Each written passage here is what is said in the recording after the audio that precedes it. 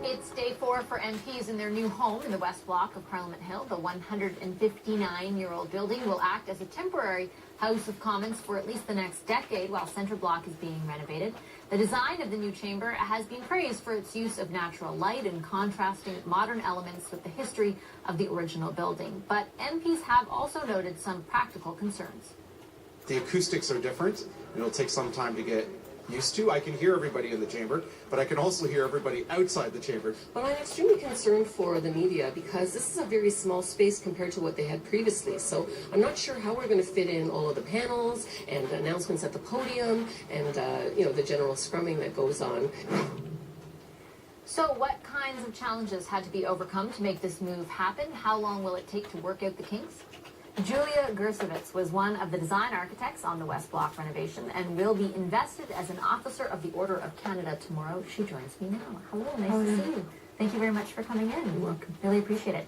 Can you tell me a bit about the enormity of the West Block, the project that was the West Block? How big of an endeavor was it? Well, it took a long time, took many years. So if you judge it by the years, it was certainly a very large endeavor. It involved many different components, the exterior restoration of all of the original masonry and roofing, and of course the design of the chamber, and then the rehabilitation and renovation of the interior to accommodate the MPs for the interim Chamber of Commons, House of Commons, I'm sorry, and as well the digging down to provide additional committee and technical space. So it was a very big project. What were the biggest challenges of the project from an architectural standpoint? When you're working with a project that has this much history, this much importance to the country, you could say that just saying that makes it a project that has immense difficulty.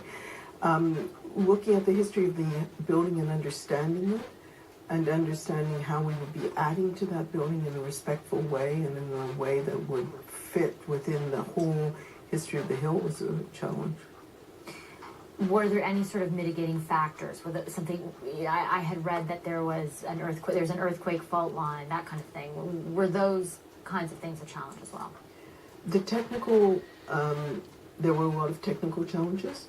They're not per se in any way something that we would sit down and say, do you remember the fault line? No, they were handled by immensely competent members of the team.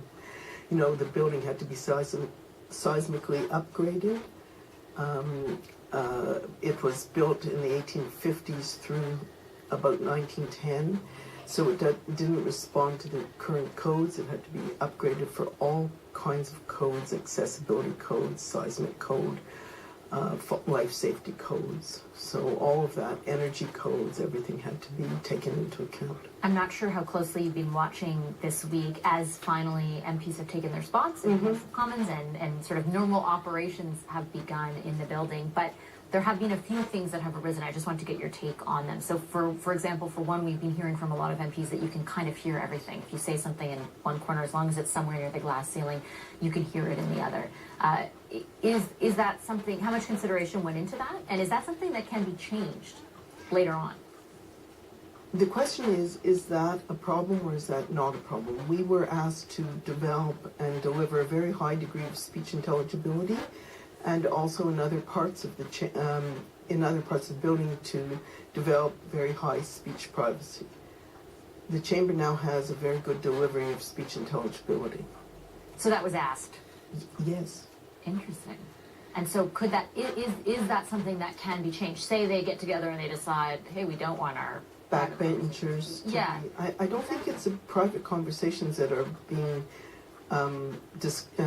talked about. I think what's happening is that, from what I understand, you can hear the backbench comments, or let's say the heckling comments, I suppose would be what they're also called, a little more sharply than you used to be able to. And when would the instruction have been given that that was something that they wanted to happen? No, years and years? No, we weren't asked to make certain that that was... No, but then it was intelligible versus private. Speech intelligibility is a very important concern. Right now in the present House of Commons, there isn't... It's a problem. It's a problem. So we were asked to make certain that the sound would be crisper and more intelligible. And what about I mean, we've heard some things about doors and where they're placed and things like that. How much, take me behind the closed doors, sort of, if I could say, into the planning of this. How much thought went into, how the space would be used by MPs, by staff, by the media, that kind of thing? Did you and your team visit the old House of Commons, I imagine you did, and figure out how that was being used, that kind of thing? Of course we did. Yeah. And there was a very large component on the other side of the table that was working with us very closely. There were many design reviews, there were informal reviews called workshops, there were all kinds of ways to figure out what the needs of the house were. And I think that there's always going to be, I think the Prime Minister said it, a period of adjustment. I know that there was a sprinkler pipe that broke, and I believe that Public Works and PCL are working on that. So do you have, in your mind, is this just sort of through the normal course of adjustment, this kind of, these I think if you can imagine anybody moving into a house, there's always going to be a period of adjustment. Ideas that were certain were going to work, and somebody says, I need to tweak that, or other people who are saying, wow, this works fabulously for me. So it'll be a period of... If there is any tweaking, are you involved in that, or is that a different team that... It depends on what the tweak is. And what would be an example of a tweak that you would be involved in? So far, we haven't been presented with any problems that they need to have tweaked. The speech intelligibility, I presume they will be working out what levels of intelligibility they want. Right now, the chamber works. You can hear the people who are asking questions. You can certainly hear the people who are answering questions. I don't know if I was in question period on Wednesday and fascinated to sit in the new chamber and see that. And I did notice that there's a great deal of back and forth when a question is asked, congratulations being thumped on desks and applause. So there's a lot of noise. I guess that's part of the operation of the House. Before I let you go, do you have a favorite part of the new design? Well, the building itself, I think, is a favorite. I mean, we've worked on this building for over 2 decades. It's a fabulous building.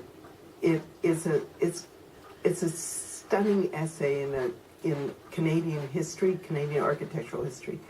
I think that the new House of Commons is really a pretty spectacular place, but equally, I really admire the way in which the building's been restored from the outside, and people can now see it from the outside as well as enjoy it from the inside.